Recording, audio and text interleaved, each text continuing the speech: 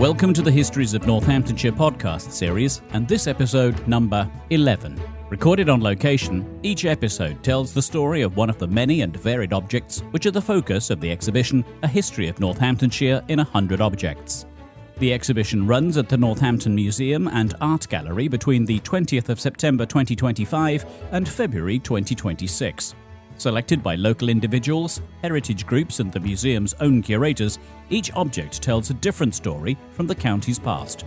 And so, to our guest for this episode. My name is Georgina Clipstone, and I am one of the curators at the Northamptonshire Archaeological Resource Centre, where we store 25,000 boxes of Northamptonshire's archaeology.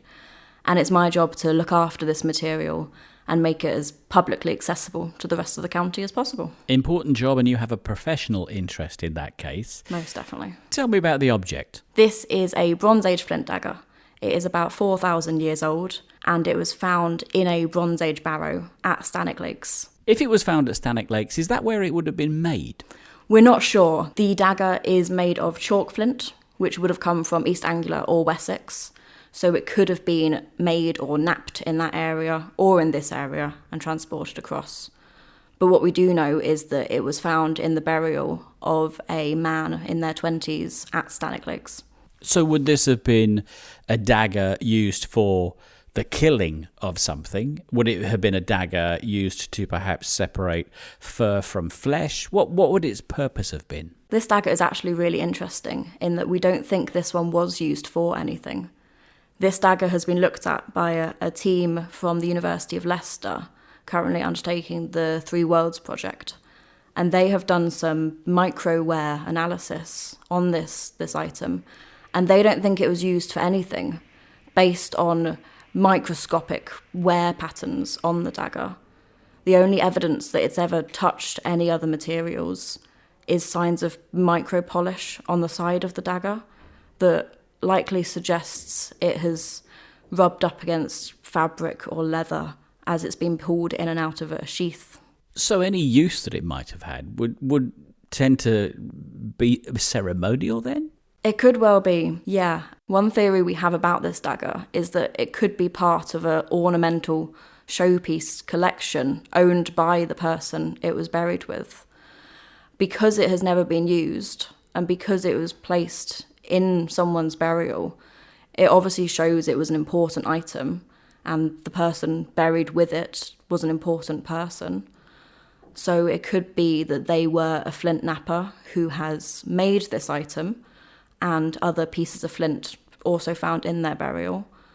And potentially they used this to show what they were capable of making and trading with other people living in the area. So the person who owned this dagger, if the dagger was then buried with them, that was a person of standing, because the item would reflect, if it was purely used for ceremonial purposes or ritualistic purposes, the person who owned it would have prized it, and therefore the person perhaps was a person of standing within their own community.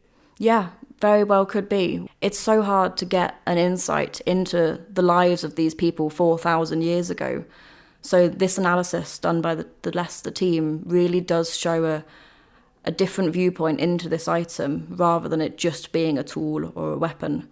It kind of shows that different level of importance that not necessarily the person buried with it had, but the people who were burying that individual decided this was important. You mentioned that the dagger was found at Stanwick Lakes, which is, in this day and age, very much a place of nature and tourism, but in its own time was an area which was populated by the Romans. We're recording this podcast at the Chester House estate, which looks down on the River Nene, and the River Nene connects both Stanwick Lakes and Chester House. What do we know about the communities that lived along the line of the River Nene and therefore might perhaps have had one of their members who would have owned this particular object? We know from the archaeology of this area how rich the history is, how thriving the communities were here. We undertook some excavations at Stanwick Lakes in the 80s, and from that we have 5,000 boxes of archaeology just in the Ark alone. From this prehistoric material, where this dagger came from, all the way through to a Roman villa from the 2nd century.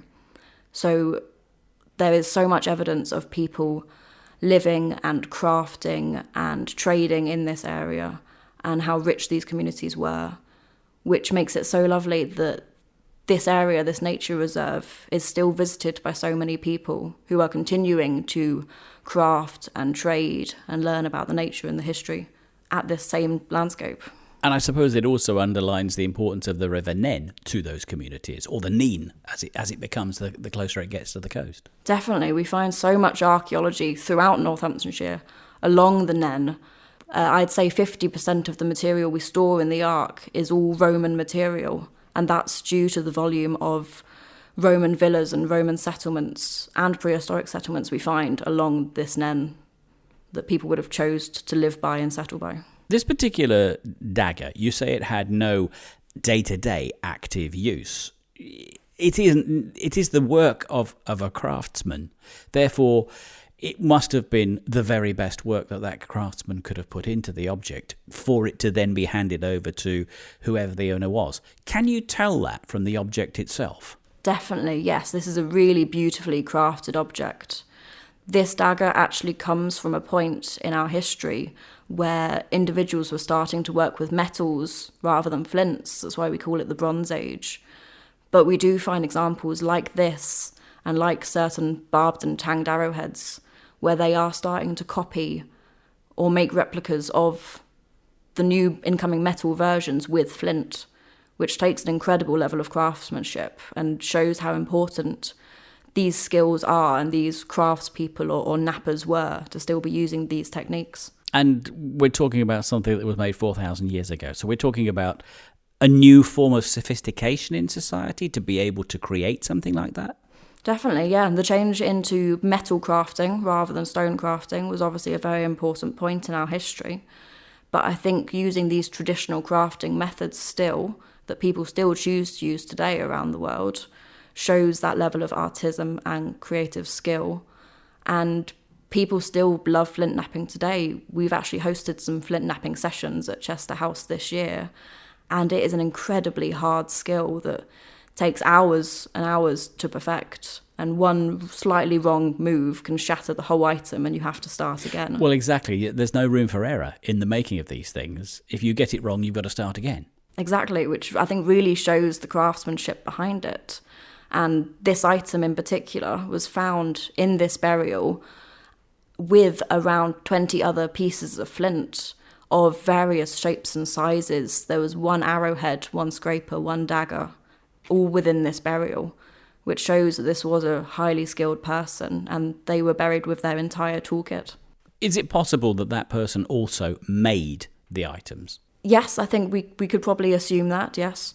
I think when we're looking at burial goods in archaeology, we have to remember that it tells you a lot more about the person, the people burying these items for that person, rather than the person in particular.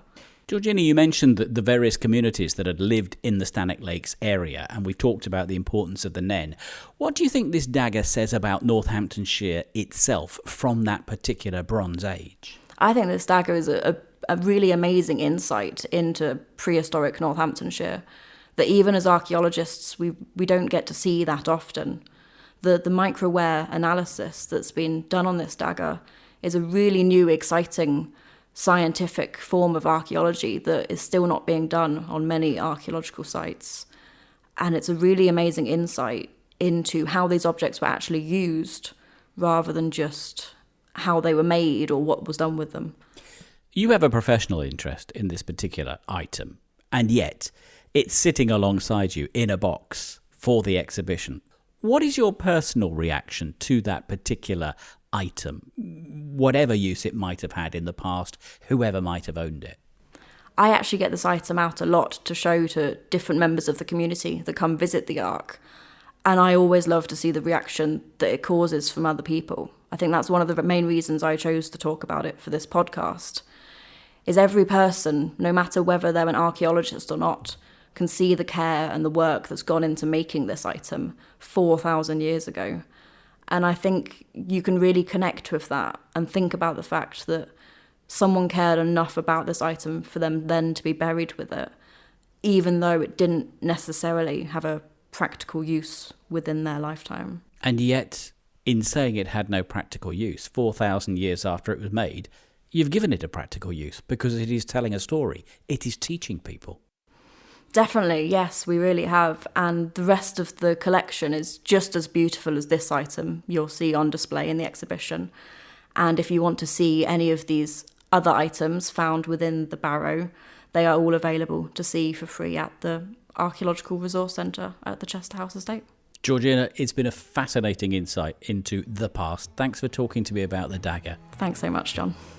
Thank you for listening to this Histories of Northamptonshire podcast. If you would like to find out more about the objects or listen to other episodes in the series, go to www.northamptonmuseums.com. Alternatively, you can visit the Northampton Museum and Art Gallery, where you can see the A History of Northamptonshire in 100 Objects exhibition for yourself. The Histories of Northamptonshire project is funded by Arts Council England as part of the National Portfolio Programme.